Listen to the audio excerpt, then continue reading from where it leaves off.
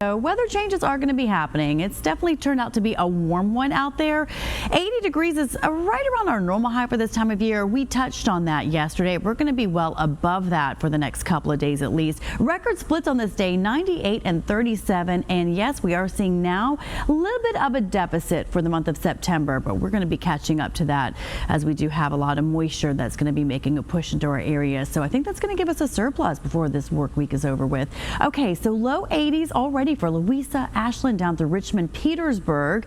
Much warmer Farmville, where that dew point is also much higher in the upper 60s. The rest of us seeing dew points in the low to mid 60s. So still feeling a bit of humidity out there. All right, the feels like temperature is touching near 90 in Farmville, maybe a degree or two warmer in these other spots. Tappahannock also seeing a higher dew point, so that temperature feels like about 82. Looking at our highs to make it into the mid 80s, clustered right around Richmond, Chester, and southward. 60s for tonight. Going into the day tomorrow, this is going to be another warm one, especially in southern areas. We'll be seeing those daytime highs near 90 degrees and then settling down into the upper 60s to low 70s going into Thursday morning. But then by Thursday afternoon, we are going to see a drop in those temperatures. So I don't think that we're going to be seeing 80-degree weather going into the latter half of our work week. The rain is still gathering directly to the west of us. So these showers are going to try to move in across the state, but I think they're going to be drying out as they do progress eastward,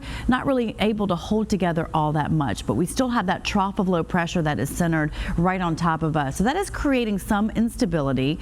Could see a shower or two, but the better chances will begin tomorrow and especially Thursday, Friday. We're looking at this cold front, a lot of wet weather associated with it, taking us all the way back through Illinois. This is slowly going to be pushing towards our area, and then once it does move through, that's when the cooler air will begin to arrive. So let's take a look at our hour by hour, taking you through the rest of today. Not a whole lot of green showing up as we go into Wednesday. However, especially in northwestern areas by 6 o'clock, we'll begin to see some of that heavy rain pushing through those zones. Thursday, I think a more solid line of the rain will push on in, and then we'll notice some heavier downpours taking us through Friday as well. A pretty organized system, again, that's just not progressing all that quickly. So rainfall amounts could be anywhere from 1 inch to about 2 inches in some of those deeper shades of purple. So that's just south of Ashland, covering much of southern Virginia.